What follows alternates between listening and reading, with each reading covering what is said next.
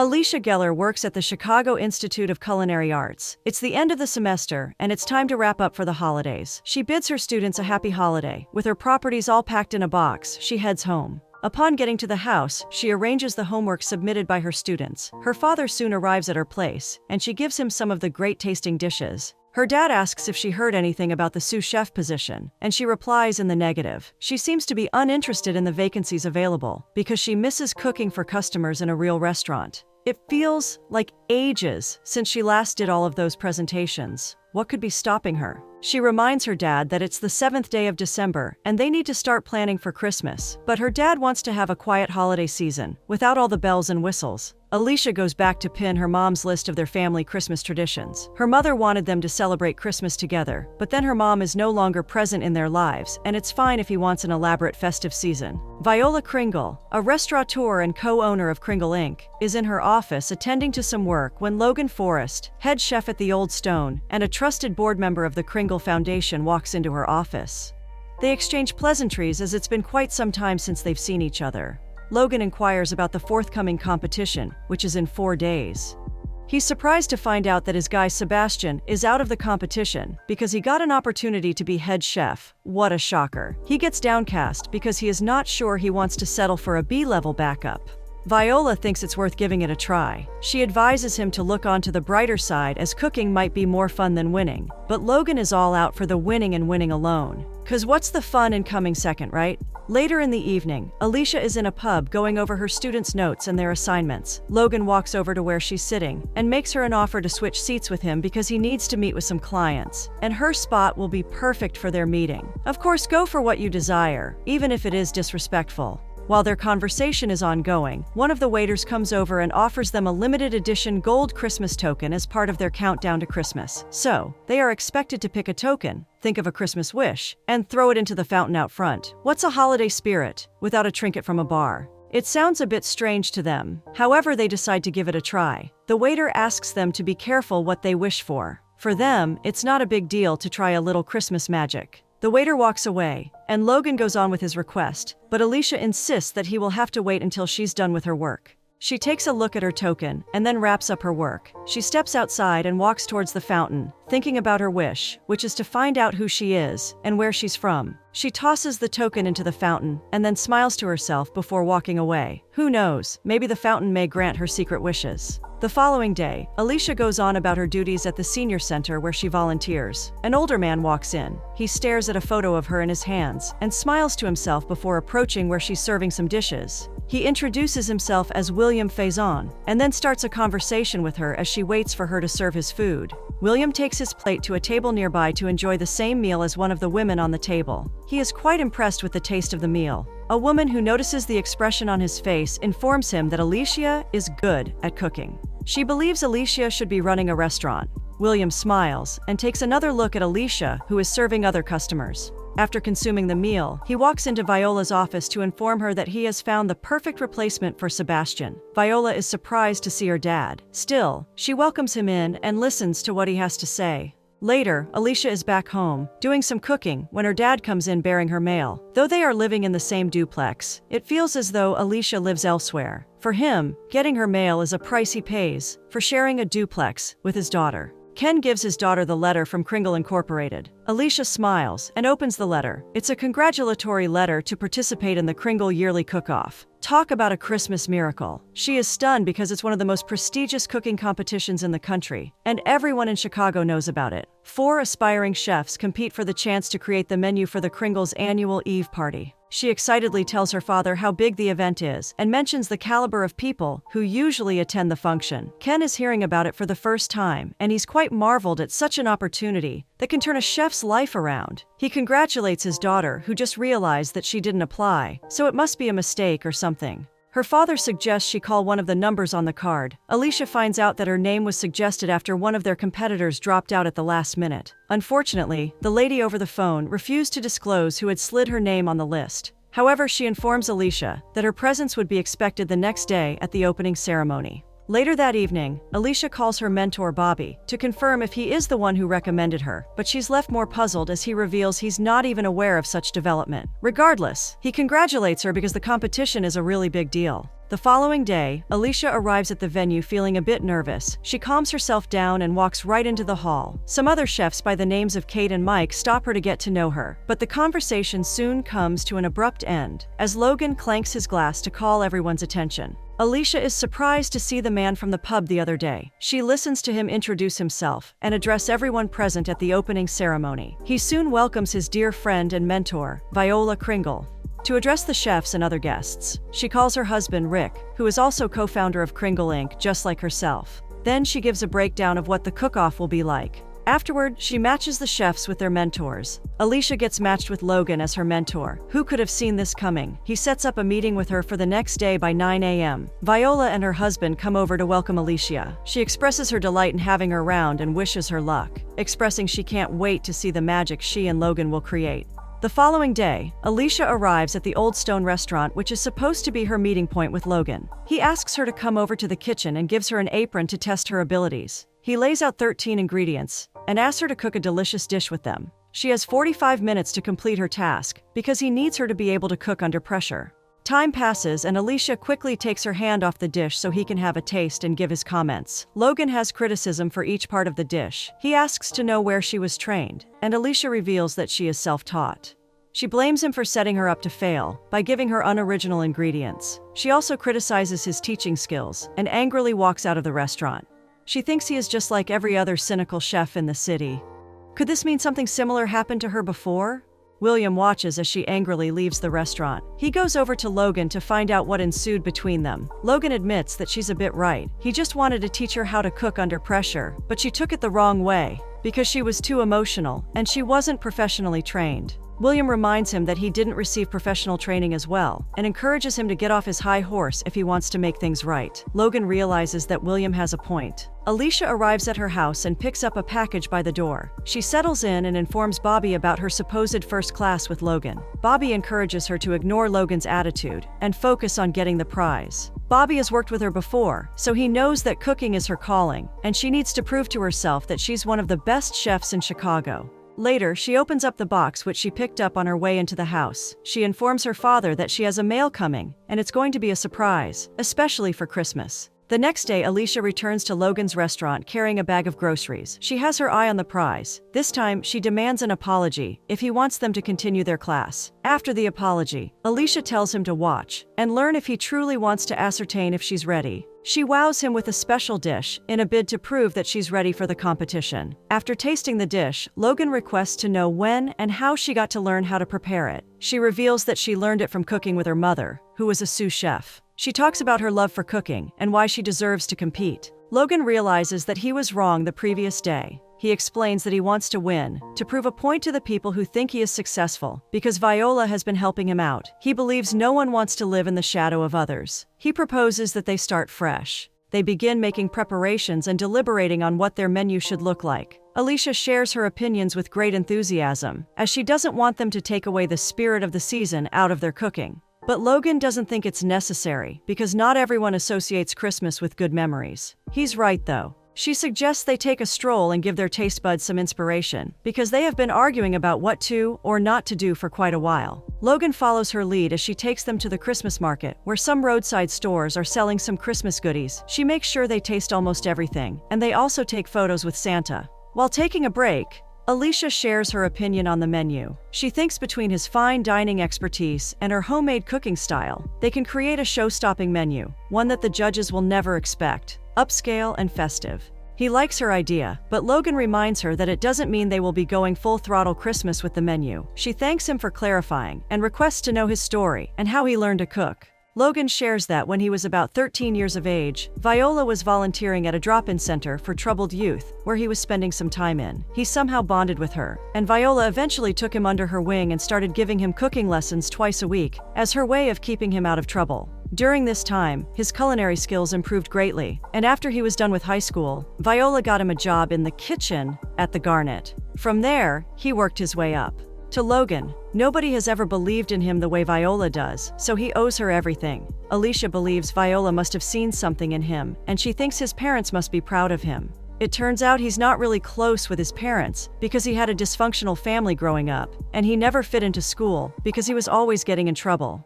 Alicia believes it's great that cooking gives him a sense of belonging somewhere. To make him feel better, she shares that she was also a misfit at school, and kids would bully her for being adopted. Cooking was her escape, as she was the only mixed-race kid in her class. Logan is surprised to hear her mention that she's adopted. Their conversation soon gets interrupted by Viola's kids, who are surprised to see him at the Christmas market. Kemi and Michael introduce themselves to Alicia, whom they already know is a participant in the contest. At the restaurant, they prepare a few dishes before Alicia informs her mentor that she needs to leave already. She has to go join her father, who must be waiting up for her, because it is Tuesday, and it's a day they dedicate to playing board games. Logan smiles and permits her to leave, and thanks her for dragging him out as he hasn't been inspired to cook in a while. When Alicia arrives at the house, she finds a note from her dad, stating that he is tired, so he had to sleep early. Her phone chimes, and when she unlocks it, she sees a photo of Logan and herself at the Christmas market earlier in the day, as well as a text from him wishing her luck at the board game.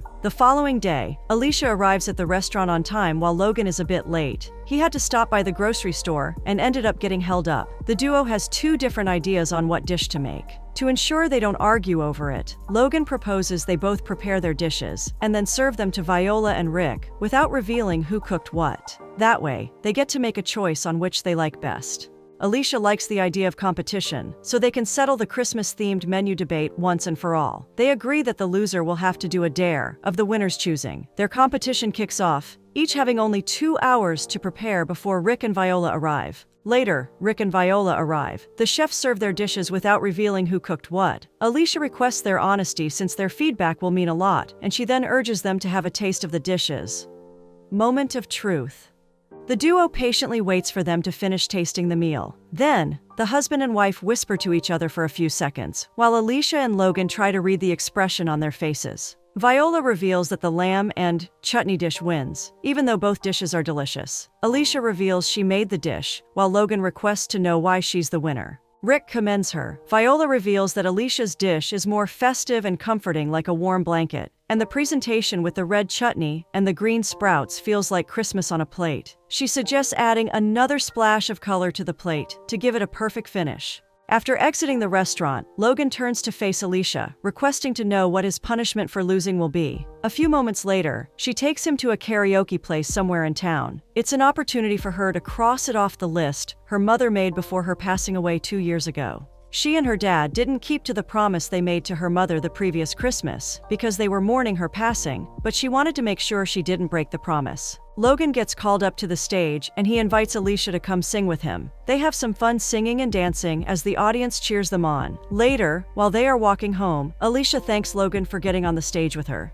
He feels excited, and it seems like he's beginning to embrace the spirit of Christmas wholeheartedly. He offers to assist her in crossing the other items off her list. He requests to know her favorite Christmas traditions, picks an item, and excitedly reveals that he will join her in decorating the Christmas tree. He is having so much fun, evident through his laughs. A new day comes, and as promised, Logan joins Alicia in decorating the Christmas tree in her apartment. Ken unknowingly interrupts them. Seeing that he might have been disrupting their moment, he turns to leave, but Alicia calls him back. She introduces Logan to her father, who soon realizes that Logan is a baseball fan just like him. What a coincidence. She invites him to join them in finishing up the decoration on the Christmas tree.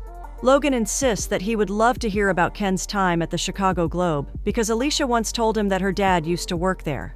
At the end of the day, Alicia thanks Logan for coming around because her dad only joined in the decoration because of him. He understands that the activities mean so much to her and her late mother, so he's willing to help anytime. He bids her goodbye and takes his leave while Alicia smiles as she watches him exit the door.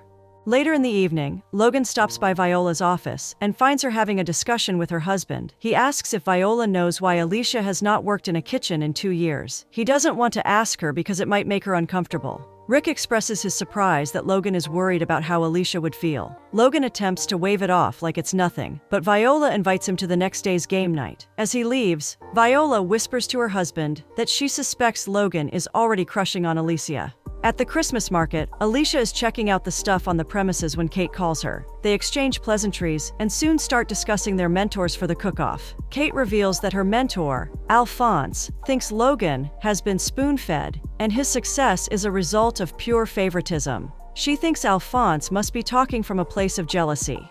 Alicia, on the other hand, says a few things about her mentor, who has been working hard to ensure he earns the position. They soon bid each other farewell after Kate reveals that she won't be attending the game night slated for the next day. Alicia turns around with a worried look on her face. Upon getting back to her house, she goes over the photos she and Logan had taken previously, smiling as she scrolls through each of them. The next day, Alicia and Logan are walking down the street carrying grocery bags and discussing Viola's suggestion for the dish she prepared. Alicia's phone chimes, and Logan notices the worried look on her face, so he asks what the problem could be. She reveals that she's just anxious about her DNA test result, which is taking longer than it should. She feels guilty as though she's betraying her dad, who had given her the most amazing childhood, which should be enough. Logan assures her that it's normal to be curious, adding that she doesn't have to feel guilty for doing something for herself. He takes the opportunity to find out why she hasn't worked in a kitchen for some time now, despite being so talented. She suggests they talk about it over a drink. Alicia reveals that she messed up things at her previous place of work.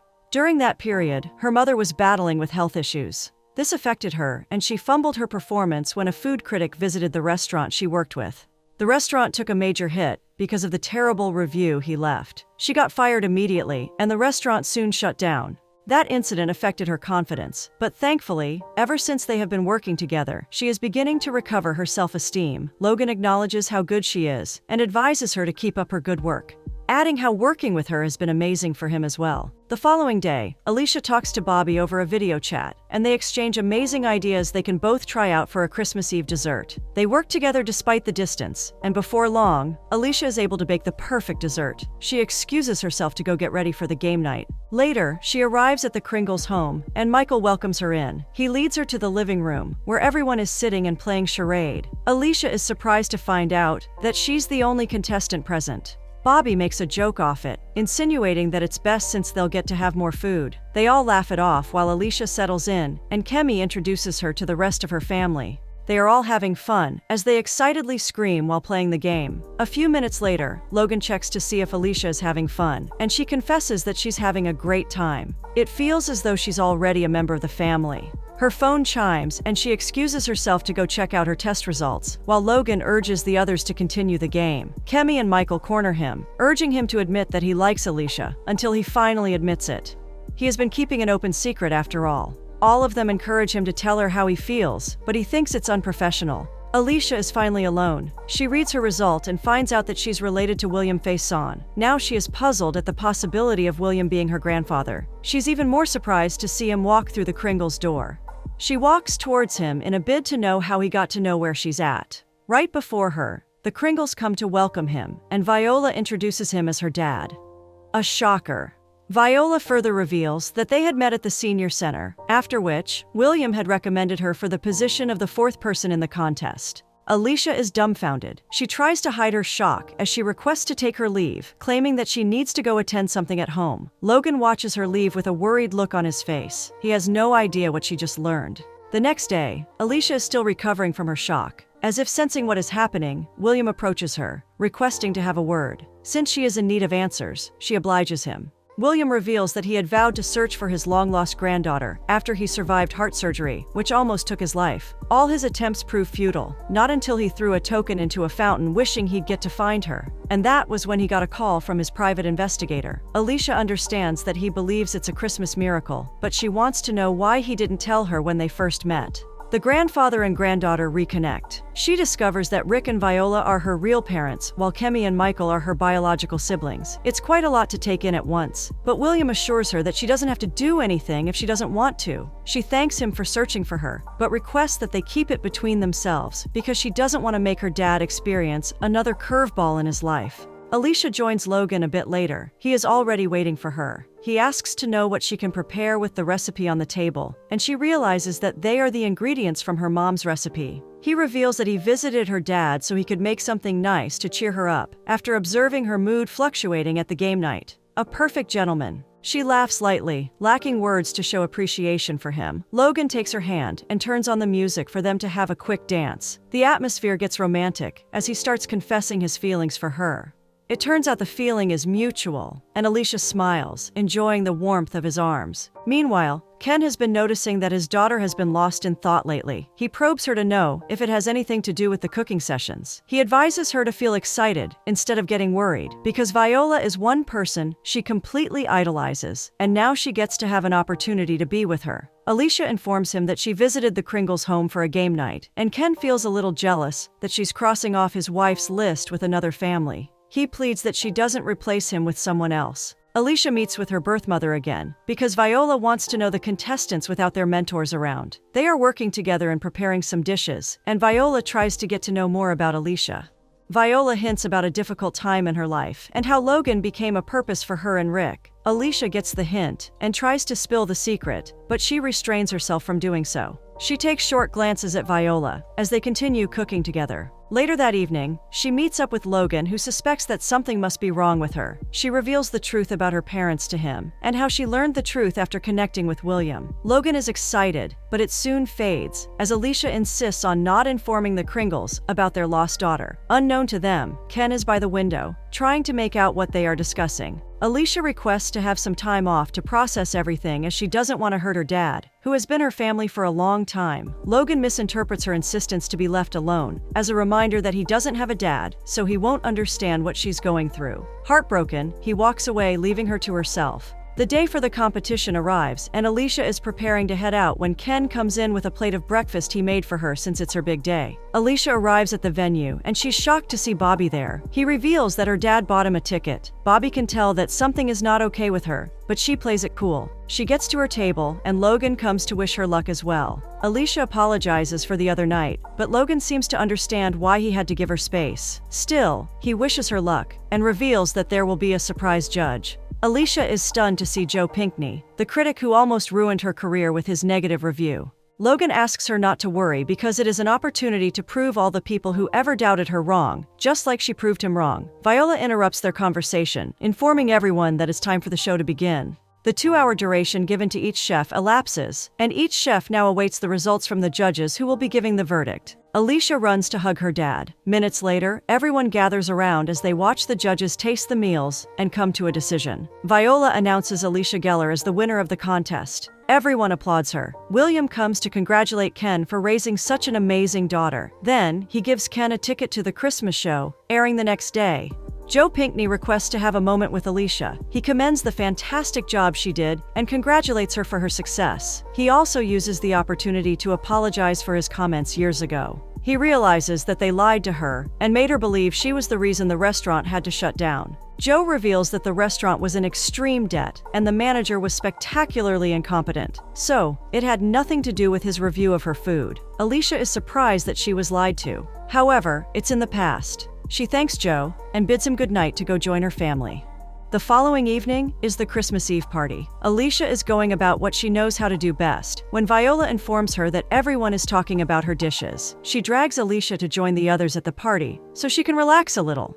Viola introduces Alicia to everyone at the party. Rick and Viola converse with Ken, who can't stop talking about how his wife would have been proud of Alicia if she happened to be alive. He shows them her photograph, which he carries around with him, and the face looks quite familiar to Viola. The dates on the back of the photo ring a bell, and Viola immediately drops her glass in shock. William steps in and reveals the truth about Alicia's relationship with them. Alicia runs out of the house as tears flow down her cheek. Ken joins her outside. He confesses that he has been aware of it for a few days because he heard her conversation with Logan. She confesses her fears to her father, especially about Logan, who doesn't want to have anything to do with her. Ken encourages her and takes her inside with him. Meanwhile, William explains to Rick and Viola how he found out about their daughter. They rush over to find Alicia outside and give her a hug, welcoming her to the family. They see Logan coming, so they excuse themselves so she can have some time with him. Alicia apologizes for pushing him away and reveals that her Christmas wish did come true. The duo reconcile and confess their feelings for each other. Logan wraps his arms around her as he kisses her lovingly, while the others giggle while watching.